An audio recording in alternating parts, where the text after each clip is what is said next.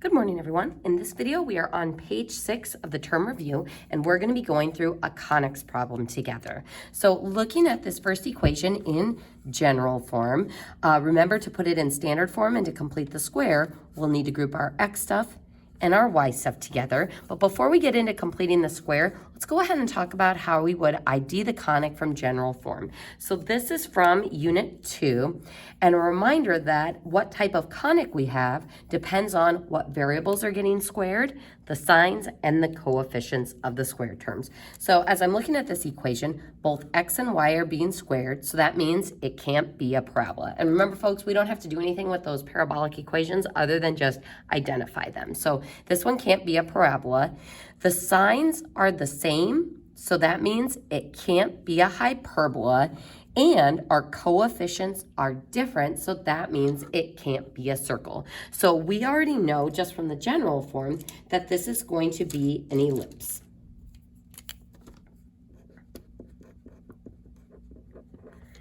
Now, if you do get stuck and can't ID it from the general form, completing the square should make it a bit more obvious what that conic section looks like. So folks, to complete the square, we're going to group our x and our y stuff together, and we're going to factor out the coefficients of our squared terms. So I'm going to factor out a 25 from the 25x squared and from the negative 150, which leaves me with negative 6x. I'm going to put in my blank. And then we're going to factor out the coefficient of 4 from the y squared and from the 8y. And then my other blank. And then we've got equals negative 129 on the other side. So now the process of completing the square. So remember, completing the square is just like out of order factoring. So essentially, I'm looking at the sum number first and determining what two numbers are the same that will give me a sum of negative 6. Well, negative 3 and negative 3. So then what product number will those two numbers give me? Positive 9. Now, 9 is what goes in the blank, but remember that when we have a coefficient, we have to multiply our blank number by that coefficient. So I'm putting 9 in the blank, but what I'm really doing to this entire left side is I'm adding 225. So I'd have to add 225 over to that side. Then for this one, what are two numbers that are the same that give me a sum of positive 2, 1, and 1? And remember, folks, that gives me a product number of positive 1. Sometimes students goof that and put a positive 2 there. So positive 1 in the blank.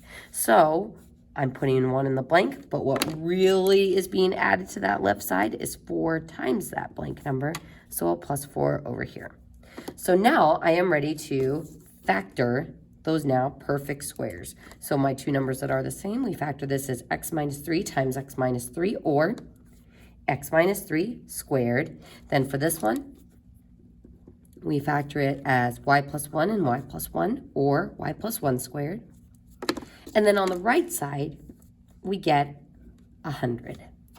So at this point, if you weren't already sure that it was an ellipse, you'd be looking at this going, it can't be a circle because I've got coefficients in front of my parenthetical terms. So that should be your indicator that this would need to be an ellipse because it has a plus sign in between my x and y groups. So since this is an ellipse, it needs to be equal to 1 on the right side. So those are two key identifiers of an ellipse.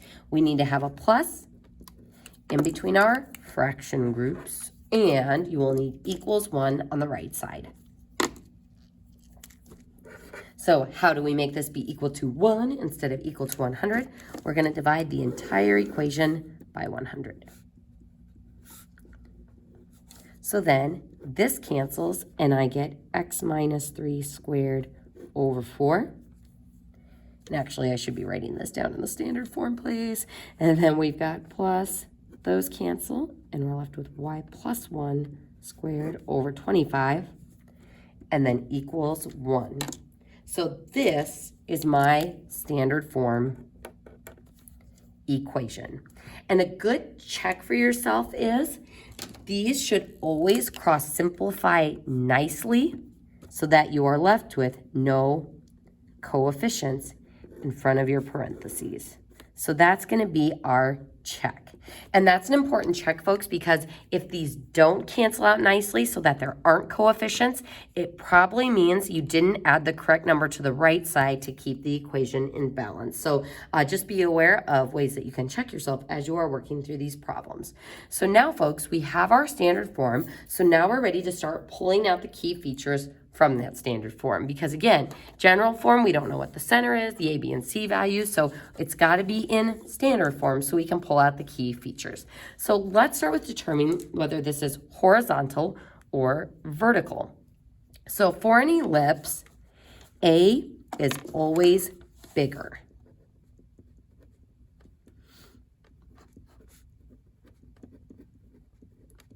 And this determines the orientation of the ellipse. So if I look at my denominators, 25 is bigger than 4. So that means 25 is my A squared, and A is 5. And 4 is my B squared, so B is 2.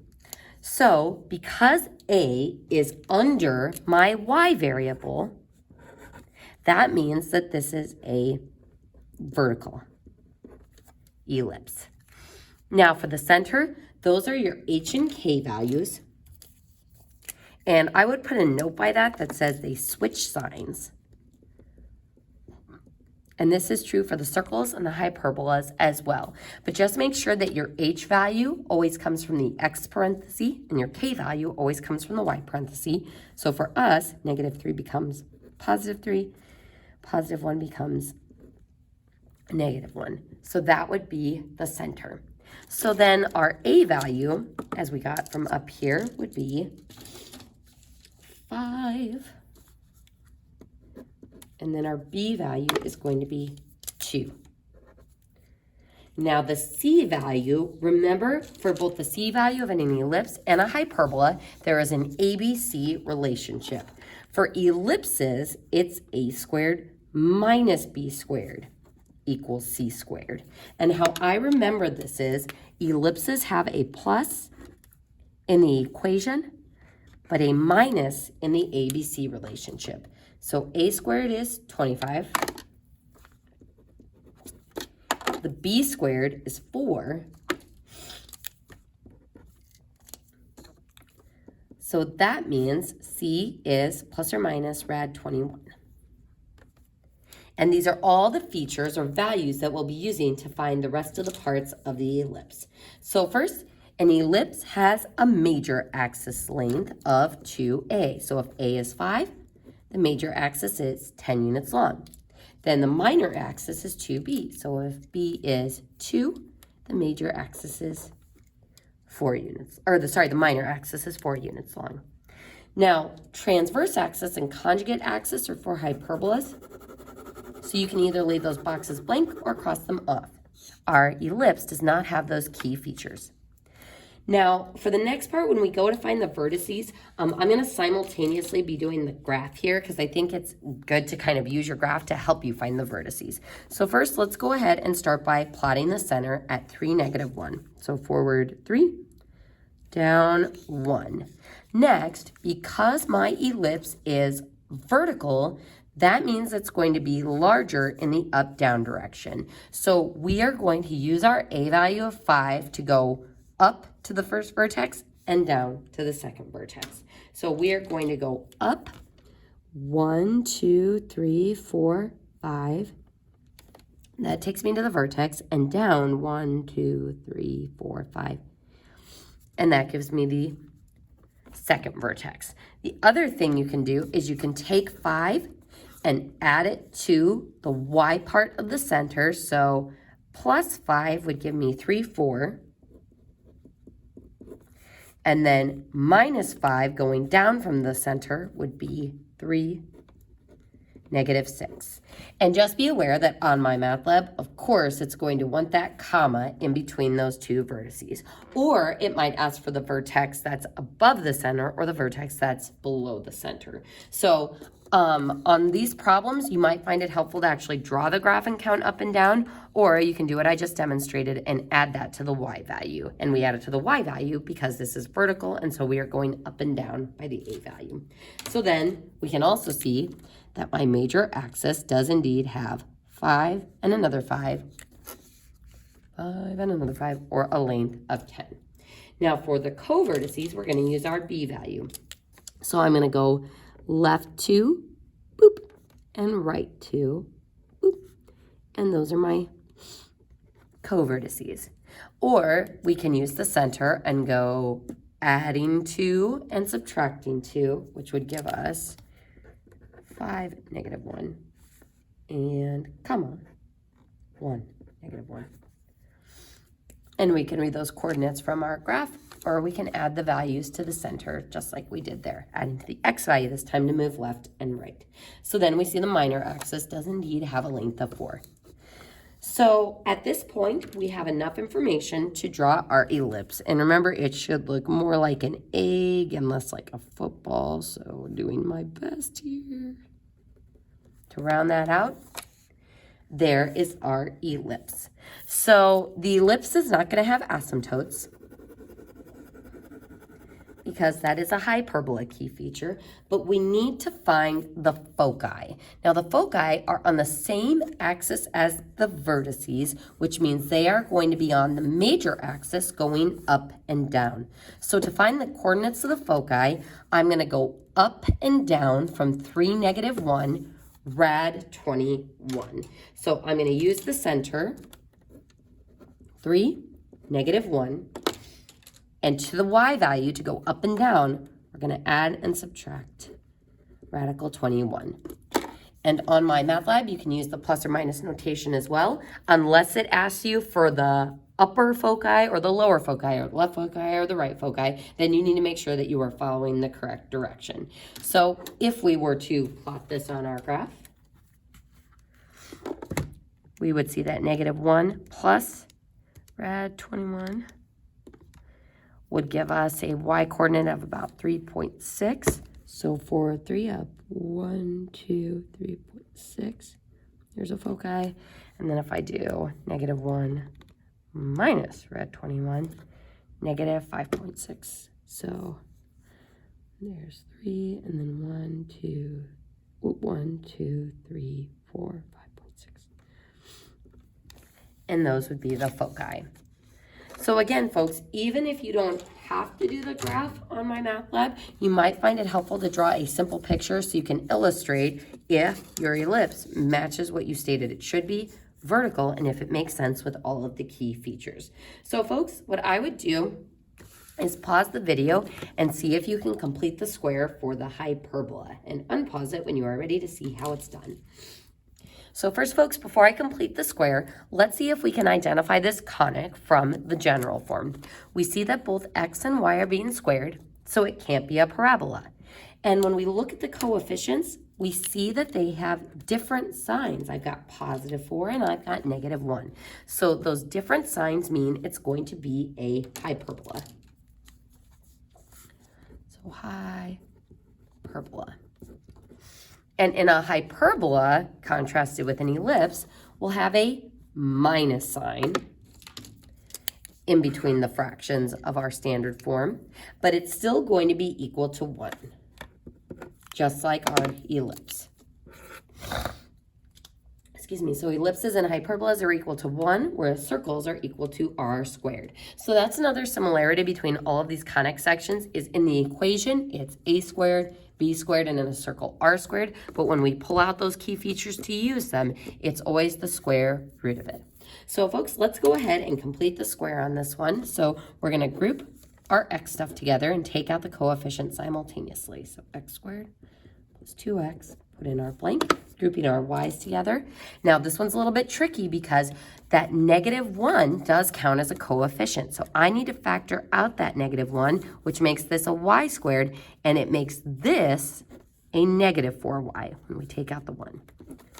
Something else a little bit different on this one, our constant is on the left side, so we're going to add 16 to move it over to the right side. So we kind of set that constant out of the way. Now to complete the square, what are two numbers that are the same that give me a sum of 2, 1, and 1? So a product number of 1. That's what we're adding in the blank, but what we're really adding to the side is plus 4. Then two numbers that are the same that give me a sum of -4, -2, and -2. So that gives me a blank number of 4, but what we're really adding to this side is -4. So if I add 4 and I subtract 4, those actually cancel each other, so I'm still left with 16. So then we would have 4 times x plus 1 squared, and then minus 1, or just minus, y minus 2 squared, and then equals 16. So now, similar to what we did on the ellipse problem, since it needs to be equal to 1, we're going to divide the whole thing by 16. So 16, 16, and 16, which gives me x plus 1 squared over 4 minus y minus 2 squared over 16, and then equals 1. So similar to over here, we check and we shouldn't have any coefficients left, which we don't. So there's our standard form for the hyperbola. Now from here, is this a horizontal or a vertical hyperbola? So to determine this, it is different than with our ellipse. For hyperbolas, A is always first instead of being bigger. So A is still determining the direction of the conic section, but here A is first. So that means 4 corresponds to A squared. So notice it's not the bigger value here. So that's why you always start by stating what conic section you have and then beginning to pull out your key features, because it does make a difference on what your A value will be. So here A is first, but similar to with the ellipses, it's below my X variable, so this will be a horizontal one. Then that means that our A value is 2. For this one then, B squared would come from the 16. So B is equal to 4. So my center, similar to the ellipse, we just switch the signs when we pull it out, making sure the H value comes from the X parenthesis and the K value comes from the Y parenthesis. And this can be a little bit sketchy when those are switched around for a vertical hyperbola. So always make sure you're keeping track of the variables. So this would be -1 and +2. And my A value is 2. My B value is 4. Now my C value, it's still described by an ABC relationship, but for hyperbolas, it's A squared plus B squared equals C squared. So it's a minus between the fractions, but a plus in the ABC relationship. So then putting in our A squared value of 4, our B squared value of 16, we get C squared. And remember, folks, my math lab is picky. You gotta simplify those radicals. So C equals plus or minus rad 20, but we break that down into rad 4 and rad 5. So C is plus or minus 2 rad 5. So make sure you simplify your radicals.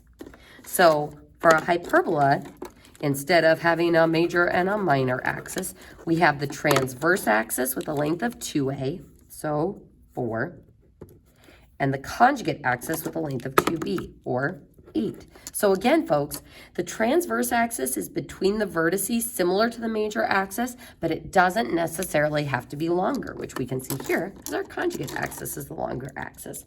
So folks, to find the vertices, I'm going to go ahead and start sketching up a diagram for this. So we've got a center at -1, 2. So there's my center. Now, to find the vertices, this is a horizontal hyperbola, so that means we're going to go left and right of the center to find those vertices by the amount of the A value.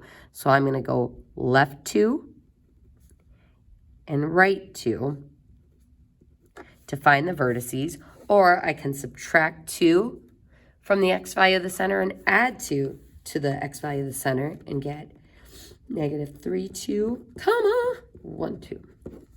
And the order of those doesn't matter, but on MyMathLab, just be careful on if it's asking for like the left or the right vertex. So those are my vertices. Now remember, for the b values, we don't have to find the endpoints. So what the b value is used for is your asymptotes. So I want you to write no here. The hyperbola does not have covertices. However, it does have foci, and these are on the same axis as the vertices. So I'm going to take the center and go left and right by 2 rad 5. So -1 plus or minus 2 rad 5, comma 2. So let's see what that's equal to on our calculator so we can plot those. -1 plus 2 rad 5, 3.5-ish up to, so 1, 2, 3.5. So right behind the vertex. So that one will be right behind the vertex as well. If we do -1 minus 2 rad 5. Yep. -5.5. Oops, sorry folks, I totally messed up the signs on those ones. Let's fix that. I did -3.5 instead of -5.5. Okay, let's try that again. All right, so we're going to go backwards 5.5. So 1, 2, 3, 4, 5.5. And then forward 1, 2, 3.5. There we go. Those would be your foci on the same axis as the vertices and inside the swooshes. So if you're like, well, where are those swooshes? In order to figure out how wide they're going to be, we have to find the asymptotes. Now, in our notes, we said that the slope of the asymptotes is plus or minus b over a or plus or minus a over b. This depends on if it's horizontal or vertical. I would not use this definition though, because I think it's very, very easy to get confused. Instead, we are going to rely on plus or minus rise over run. So keep in mind that it's either going to be A over B or B over A, but we're going to rely on our definition of rise over run to figure out which it is. I'll put a star by this because it is kind of tricky to remember.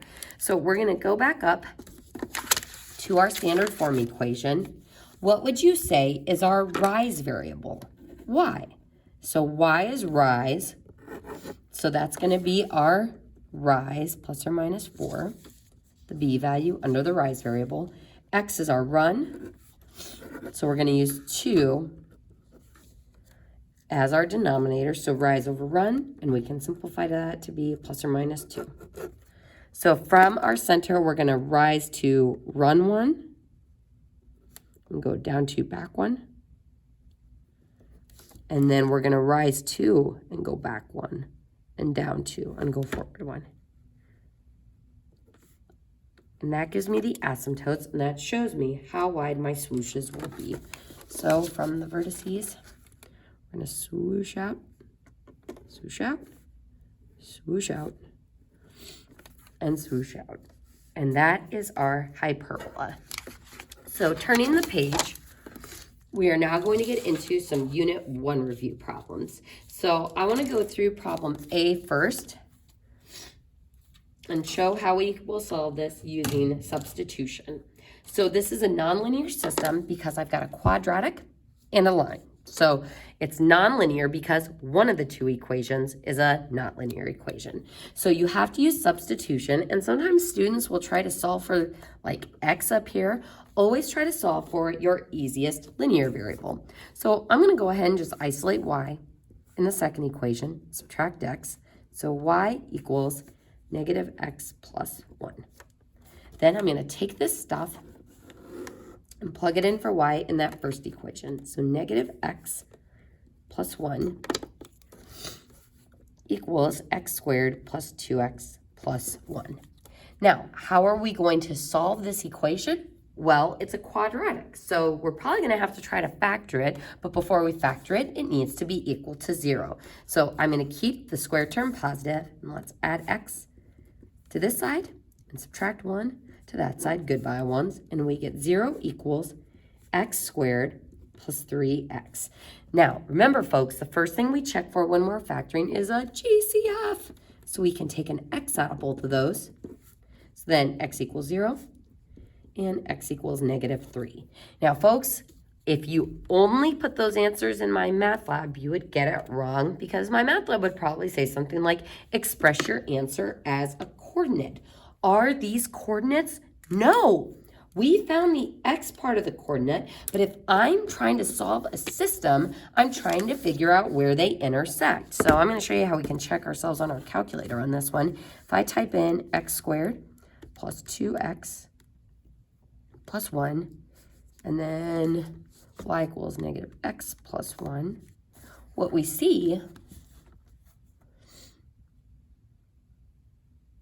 there we go, is that it's intersecting at 2 points. So I need to find the xy coordinates that go at those intersection points. And just to show you how to do it on your calculator, because this is something that's on MyMathLab, second trace, option 5, intersect, and enter for the first curve, enter for the second curve, and then arrow over to this point. If you want to find that first, we see it's 0, 1.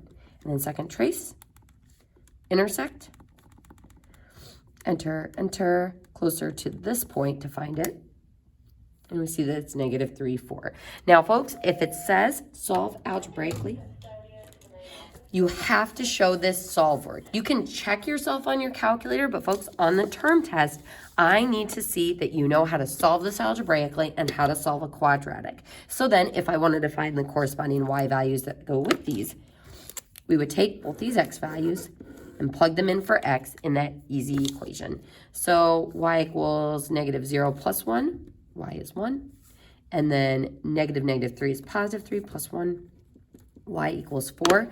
So my coordinates would be 0, 1, comma, in MyMathLab, -3, 4. And those would be our two solutions. So for some problems, you will solve purely on your calculator, but if I say solve it algebraically, I'm going to be looking for that solve work. So on this one, I got to see the Gaussian elimination work, finding your A and B equation and then eliminating with those. And I think that's on, I want to say page 4 or 5 of your Unit 1 notes if you need a refresher on how Gaussian elimination works. But remember, that is not with matrices, but we can check it using reduced row echelon form. So you got to show the solve work, but we can check it using reduced row echelon form. And I think we'll talk about this once we get into the next problem. So on this one, we're going to solve using REF, and you got to show your matrix row operations. So our first step in these problems is we need to set up our augmented matrix. So every row every equation will turn into a row, and every column represents a variable. So for my first column, the coefficients of the x's will be 1, -2, and 2. The y's, there's no y in this first equation, so you use 0 as a placeholder. 1 for this y, 1 for that y. Then -1 for the z, 3 for the z, -1 for the z. And then for my constants, if you want to draw a little dash line there, you can. 2, -5, 3.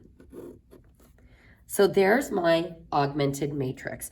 Now the goal of row echelon form is we want to get a slant of 1s with 0s below, because what that does for us is it gives us a 3 variable, 2 variable, and 1 variable equation that we can back substitute. So similar to the final setup of Gaussian elimination. So let's go ahead and show those row operations. So I've got my 1 here, so I'm good to go there.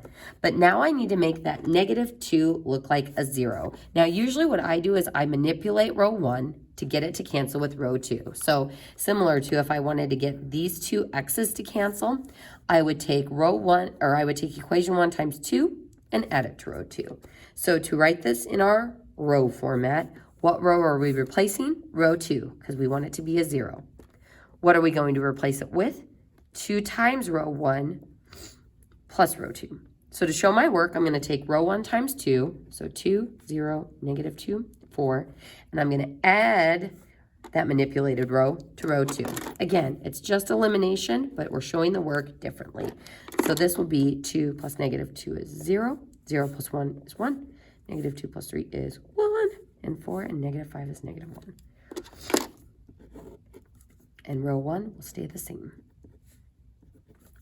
Then for row 3, I want that to be a 0 as well. Now, if you want, we can multiply row 1 by -2, or we could just straight up add those two rows together. But you need to make sure it's a different manipulation between the two matrices. So for example, if I want to add row 2 and row 3 together to get my new row 3, I wouldn't want to do that same thing to get row 2, because that would just be doing the same elimination twice, and that's going to give me two rows that are the same and make it look like IMS when maybe it's not. So we can add row 2 and row 3 together since it's different from what we did for row 2. So row 2 plus row 3. So -2 plus 2, 0. 1 plus 1 is 2. And then 2, 3, -1, and -2. So folks, at this point, we've got our first column of row echelon form done. We've got our 1 and the zeros below it. Now we need our next 1 and the 0 below it. And again, comparing it to Gaussian, what we've done is we've eliminated the x variable twice. Now we've got two equations only in terms of y and z. So I want to eliminate the y variables here so that I can get an equation just in terms of z, so I can find the first part of my solution. So let's go ahead and see if we can make that 2 be a 0. So what row am I replacing? Row 3. What am I going to replace it with? Let's take, row 1 is off limits, so let's take -2 times row 2 plus row 3. So 0, -2, -2, +2. And what happens when we add these together is we get 0, 0, 0, 0. So this is going to be an IMS solution. But remember, folks, with matrices, we don't just say IMS and we're done with it. We can still describe the infinite amount of solutions. So it's not just anything works. It's anything that fits our criteria of our coordinate solution will work for that system. So another reminder, there's two ways that you can get IMS in a matrix. One is if you get one of your rows to be 0 equals 0, but another is if there aren't enough rows or equations as there are variables. So if there are 3 variables, we need 3 equations. If there are 4 variables, we need 4 equations. And a reminder, folks, any 4 variable systems, let's go ahead and write this down. On MyMathLab, if there are 4 variables, you can automatically use reduced row echelon form, which I'm going to go ahead and show in a moment to check this one. All right, folks, so we know it's going to be IMS, but we're going to take it a step further and describe those infinitely many solutions. So first, our reference variable. Each column represents a variable, x, y, z, and then our constant. So my z variable was canceled, so z is what we are going to use for our reference variable. So z will just be z. Turning our second row back into an equation, we get y plus z equals -1. So to solve for y in terms of z, we get -z minus 1. Then we solve for x in terms of z. X equals 0y minus z equals 2. So x equals, z. Let's try that again. Z plus 2. So then my coordinate solution, let's zoom out a little bit here.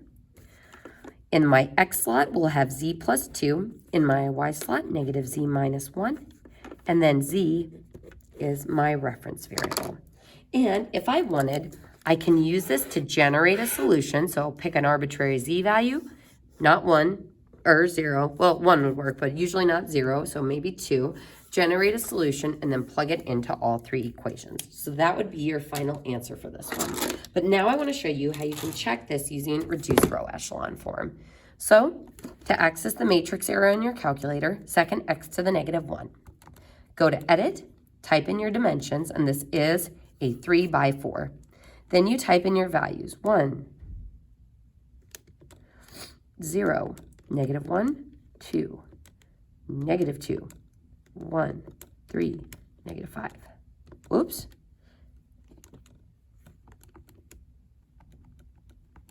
2, 1, 3, -5. There we go. 2, 1, -1, 3. Then, after you have typed in your matrix, second mode to quit, got to go back to the home screen, then back to the matrix, select Math, reduce row echelon form, then select your matrix.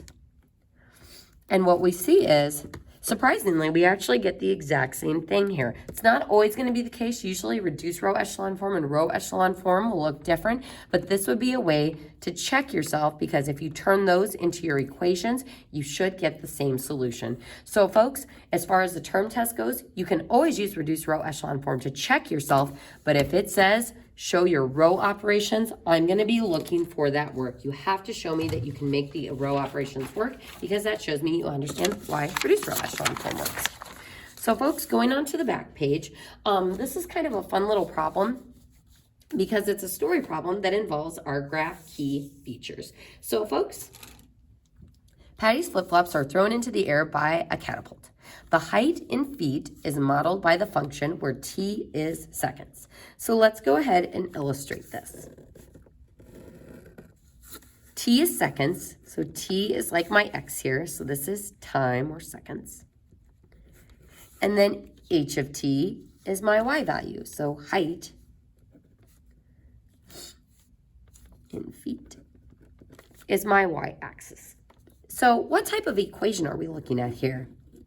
This is a quadratic. And if I were to type this in on my calculator, -16x squared plus 85t, 85x on our calculator, we see that it goes way up. Oop, and I kind of missed the x-intercept there. Forget that line.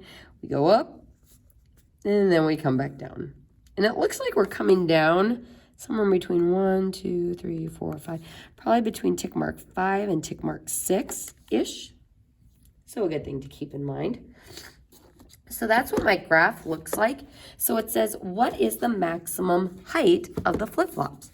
If it wants us to find the maximum height, what we are looking for is the maximum or the vertex of our parabola.